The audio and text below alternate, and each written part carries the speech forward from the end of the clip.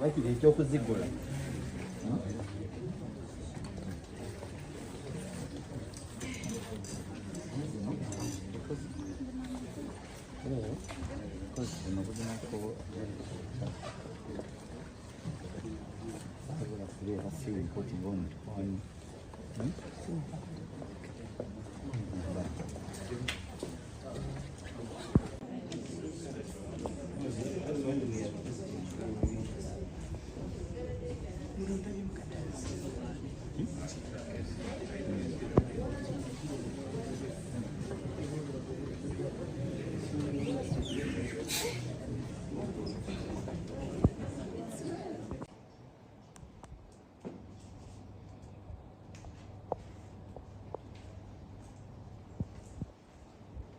These are both very dumb principles to govern amendment of proceedings.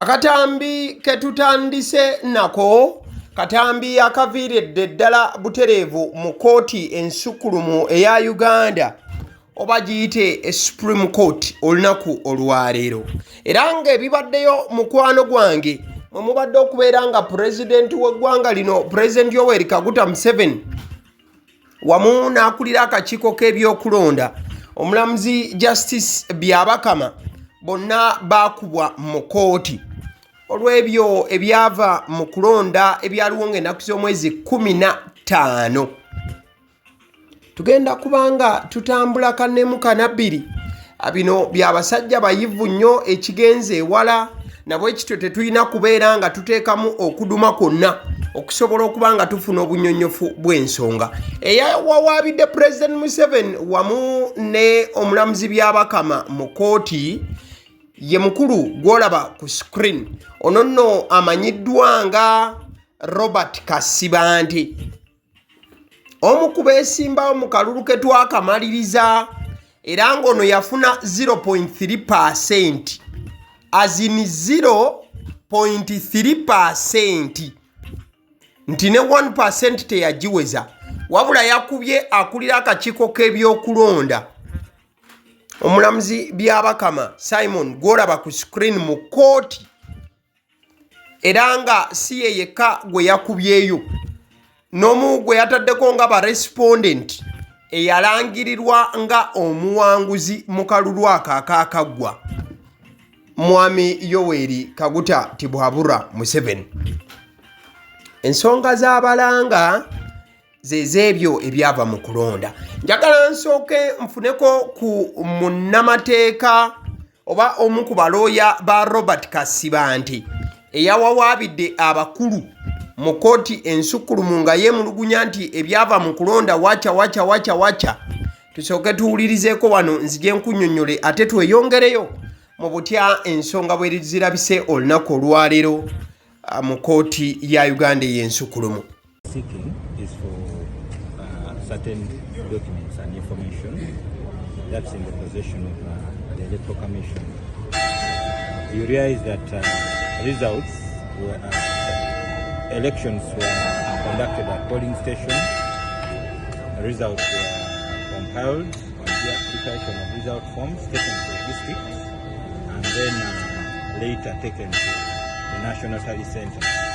Now, the process of transmission those results, we want to find out certain things to compare the results as tallied at the National Tally Center, and the results as declared at polling stations. Then, of course, there is the issue of where did the elections happen really? Because our case is that whereas the Electoral Commission under the law only gazetted 35,000 polling stations, elections happened at almost 50,000 polling stations. Now, those are the issues that we are seeking declaration on, so that court can be able to look into the allegations we are making and then come to a just and fair conclusion. Do you think of the issue of time with regards with the 45 days when the... Of course we consider it. Of course we consider it, but you'll also note that the aim of all of this, first of all, the law permits this application when the law knows the limitation of time. And then, of course, the whole purpose of this hearing is to arrive at a just and fair decision. That's why we put in this. Oyo abadde ayogera ye lawyer wa Robert Kasibanti eyakubye akakiiko k'ebyokulonda mu kooti wamu ne President Museveni. Kati okusinziira ku ludda olwawaabye olwa Robert Kasibanti, babadde baagala akakiiko k'ebyokulonda kabawe buli kiisi kye baakozesa mu kubeera nga babala akalulu mu kukakuŋŋaanya gye bajjaaliza ati n'ebintu ebirala ebigwa mu kkowe eryo.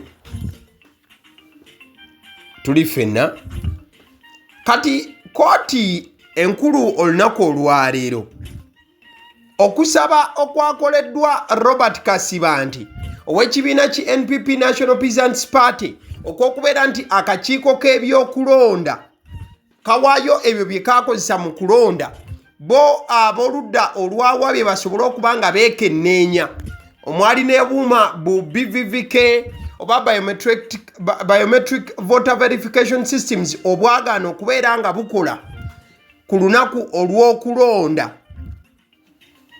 Byonna babadde babisaba, wabula kooti enkulu olunaku olwaleero Supreme Court egaanye okusaba kwa bano, kubanga bwe babadde basaba babadde baagala kooti eyongezeeyo okuwulira kw'omusango. Akakiiko k'ebyokulonda kasooke kabawe ebintu ebyo babyekenneenye bo nga abaawaabye.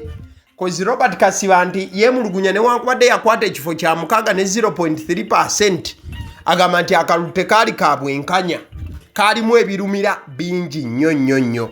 Robert Kasibanti omusango yaguteekayo nga nakusa omwezi 17 Januari. Akalulu ojja kujjukira akaliwo nga nakusa omwezi 15 Januari. Era nga yabadde asaba kooti eyongerayo okuwulira kwa kooti so that akakiiko k'ebyokulonda kakuŋŋaanye buli kimu n'ebyo ebintu buli kimu kye baakozesa kazibe screen biki kwe baalagiranga zipayi chat n'ebiringa ebyo byonna babireete. Kati ono yali yeesimbyewo Kasibanti aleete ttiimu ye ey'ekikugu etandike okwekenneenya kanneemu kanabbiri basobole okulaba ddala abasajja bye baalangirira byali bituufu, ddala temwalimu bumulumulu wano na wali. Wabula ensalawo ya kooti olunaku olwaleero bino byonna ebigaanye negamba nti tulina okugenda maaso n'omusango gubeere nga guwulirwa awatali kubeera nga wabaawo okwongezebwayo kwonna. Are we together? Era bagambye nti omusango gugende maaso newankubadde nga Kasibanti bye yasaba biri ebyokukebera akakiiko k'ebyokulonda n'okwekenneenya tekukoze. Kitegeeza nti kooti okukola kino eyagala bagoberere okusinziira ku ssemateeka nti emisango gy'obwa pulezidenti oba okulonda kw'obwa pulezidenti bwe batuuka okuba nga omusango guteebwayo waliwo ekiseera ekirina okugobererwa. In fact kibeera kiseera kya nnaku 3 omusango mwe gulina okutojjerera. Wabula Robert Kasibanda agamba nti okulonda kuno kwalimu ebirumira ebisusse ekitenkanika. Kati we bamumma oba we bagaana okubeera nti bamukkiriza okwekenneenya ebyuma na buli kimu akakiiko k'ebyokulonda ke byakozesa, kiba ye kiziŋŋamya n'engeri gy'ayagala okuba ng'akolamu enneedifendinga ye mu musango guno gwe yataddeyo. So kitegeeza nti Supreme Court egenda kubanga oba kooti gye baawabye omusango egenda kubanga etunuulira ebintu ebirala n'okubeera ng'etunuulira obujulizi obwaleeteddwa enjuyi zonna. Awe together. Kati mukadde ke kamu oyinza okubeera nga weebuuza nti President Museveni baani ababadde bamukiikiridde mu kooti olunaku olwaleero. Awo nawo tugenda kubanga tugendawo. In that case, they were dealing specifically with amendment to the petition. That is ruled by the Presidential Elections Act. In this case, we are seeking to amend under the rules, which is allowed, and this court is enjoying with wide powers under the rules, the Supreme Court, under the Presidential Election rules, and of course the civil procedural rules that are also allowed to be relied on by this court. And in this case, I submit that it is wrong to cite the cases, and the learned former Attorney General cites the case of Legal Brains Trust, which of course is also badde nyongera kumulisaako ku mbeera ebadde mu kooti. Kati President Yoweri Kaguta Museveni tiimu ye eyabadde eze obeze mu kooti okubeera nga ekolanga defense team ye ey'abannamateeka. Eno nno yakulembeddwamu abakiryowa keke advocates oba uncompany advocates, era nga omukulu amanyiddwa nga senior counsel Usama Sebuufu wamu ne counsel Karugire be babaddewo ku lwa President Yoweri Kaguta Museveni. In fact bano bafayirinze dda gye wandiise formal response oba bataddeyo dda okuddamu kwabwe ku musango guno ogwakubiddwa mu kooti client waabwe President Yoweri Kaguta Museveni wamu ne side eri ow'akakiiko k'ebyokulonda. Balooya ba President Museveni bagamba nti akalulu kaakolebwa mu mateeka era kagenderera constitution kagigoberera nnyo nnyini ddala wamu n'amateeka agaweebwa ssemateeka eri akakiiko k'ebyokulonda. Era bagamba nti omusango guno gwakubiddwa client waabwe mu kooti ddala si musango ogugwanidde okuweebwa akadde olw'ensonga byonna byakolebwa mu mateeka. Era bagamba nti kabube bujulizi aba bakubye mu mbuga z'amateeka bandibanga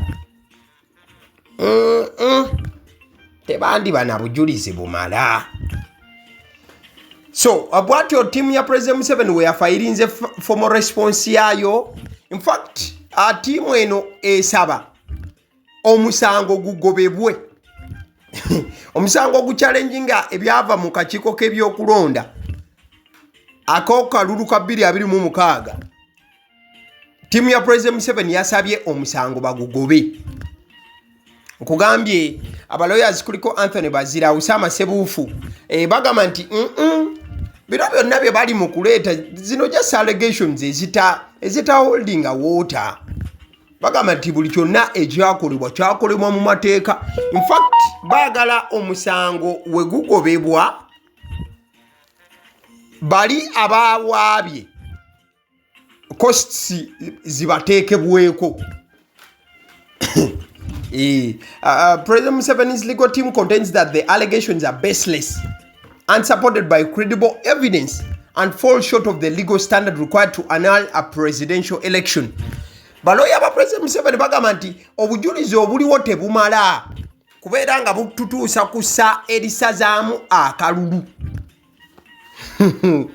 The president's legal team asserts that the Electoral Commission organized and conducted the election in a free, fair and transparent manner, accurately reflecting the will of the voters. Mukateke kambalo yaba President Museveni bagamba nti byonna ebyava mu kalulu kano byali biragira ddala obwagazi bw'Abannayuganda eri mwami Yoweri Kaguta Museveni.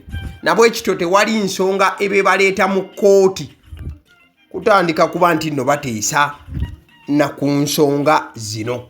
So kati awo nekimaliriza nga bagamba nti in fact we babanga bamaliriza ne kosi zigende ku eyawaabye omanyi kooti erine embeera eyo y'okugabana kosi negamba nti kati omusango tugusazeewo naye abawaabye ne be bawaabidde buli omu aketalinge kosi ze.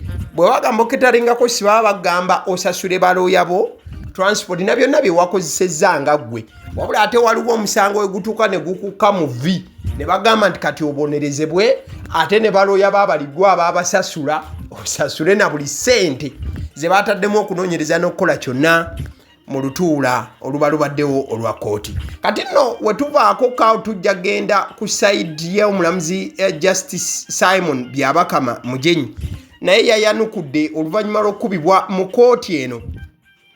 Alina engeri gye yafayirinzeemuko in a very, very official way as the chairperson of the Electoral Commission, Justice Simon Byabakama. In fact, omulamuzi oba akulira akakiiko k'ebyokulonda mwami Byabakama yasabye Supreme Court naye era okwegatta ku balooya ba President Museveni.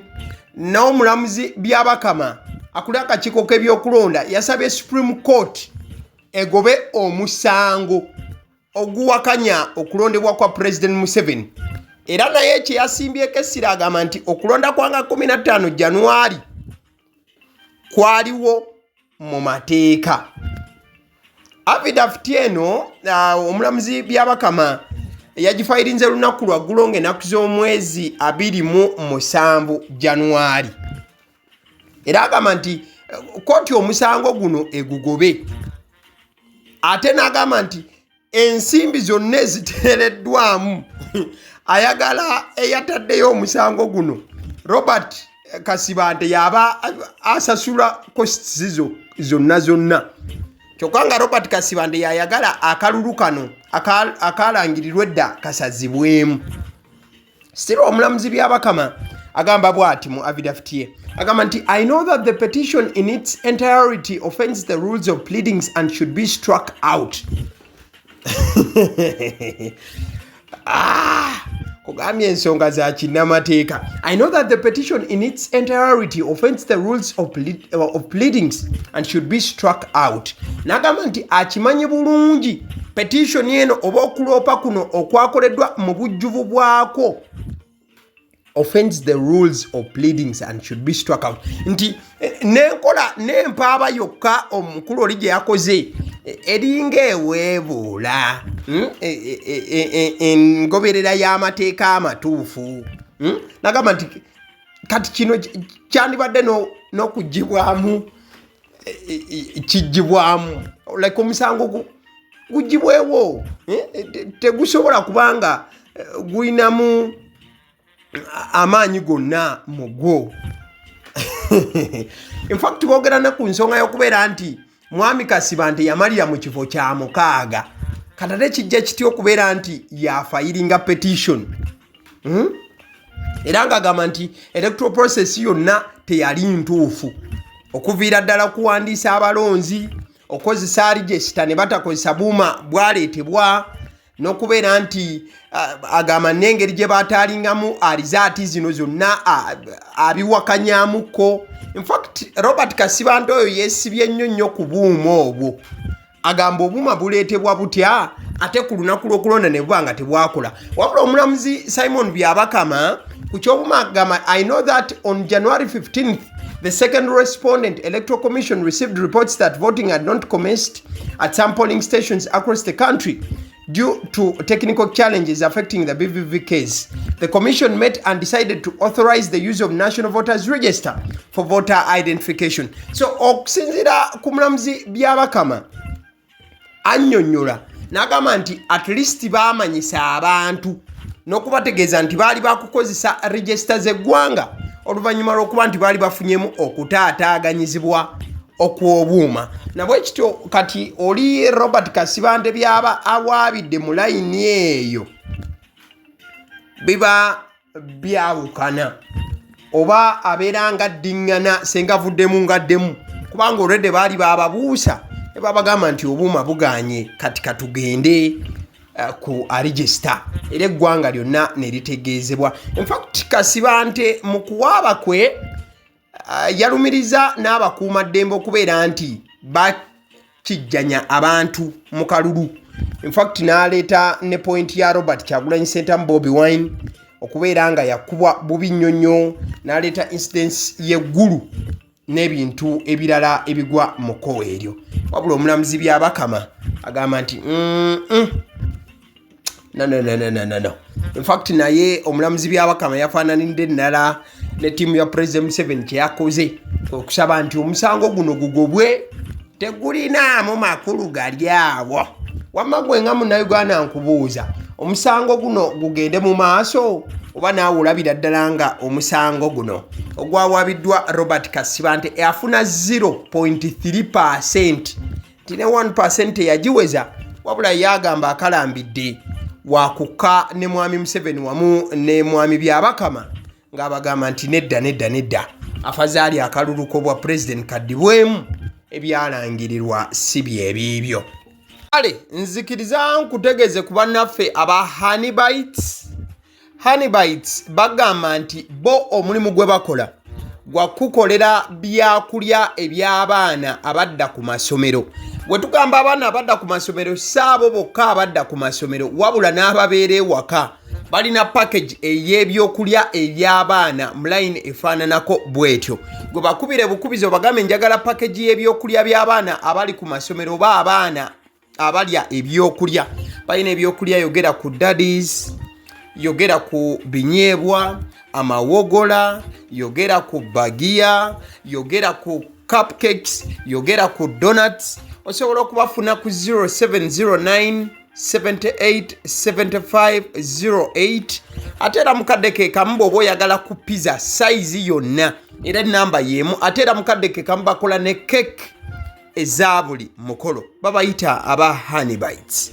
Njagala n'okutegeeza ku bannaffe aba Alson Painters UG bano basiizi ba langi era nga balina obukugu mu kusiiga langi era bamanyi ne langi ki egenda ku kizimbe kyo era mu ruumu ki.